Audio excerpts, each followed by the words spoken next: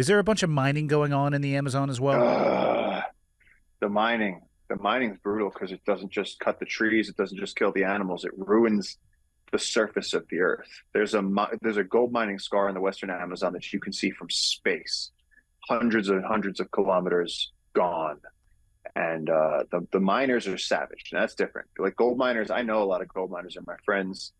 We share beers. If the other not that a couple weeks ago we were in the jungle and it was raining really hard and uh loggers stopped by and they wanted to charge their cell phones. So we were like, yeah, guys, come in. Like, whatever, you have some beers. And then maybe we could talk about protecting land before they cut the logs down. Like loggers are pretty chill. The miners are different.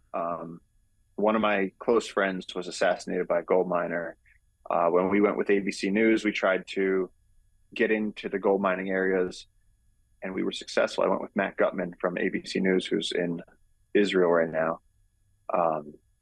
And we got into the gold mining areas in the Amazon, which the police can't do. The police will get shot.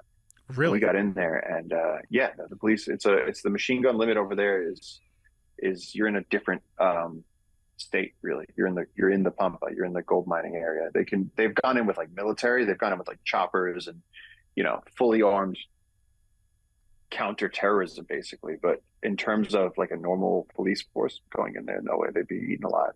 They'd never come out. Who's running those mining We operations?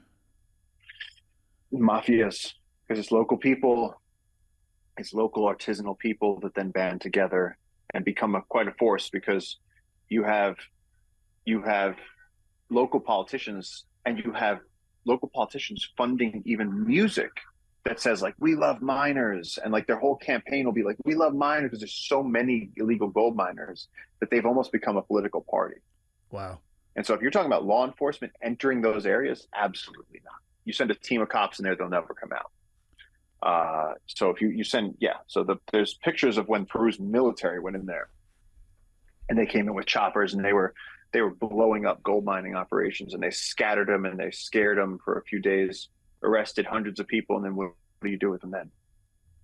There's nothing you could do with them. You release them again. And then they go get another motor and they start cutting the forest, burning the forest, sucking up the earth, putting mercury in it, getting the gold, selling it. It's a whole thing. And then along with the mining comes a tremendous market for you of all these men living out in the wild. Then you have this vacuum for child trafficking, for the brothels that are there, for the prostitutes. And so these people go to remote communities and they like poach girls from parents that don't know any better. They'll go and they'll say, oh, your daughter would be perfect to work in my restaurant back in town. It'll be a great opportunity for her. Why don't you let me? Then the girl's gone. And so there's flyers on, there's these lonely towns in the Amazon with hopeful names like, like Alegria and stuff. And there's just these flyers that say like, if anybody offers your daughter a job, don't let her go. And it's like, there's just so many girls have been taken. So much forest has been lost. Thankfully, the project that I'm working on, the river that Jungle Keepers is focused on protecting, we don't have large scale illegal gold mining like that because we're not like certified for it. We're not capable of it. We don't have the resources to take care of that. We're working very preventatively to protect deep wilderness before it's too late. Yeah. That's our thing.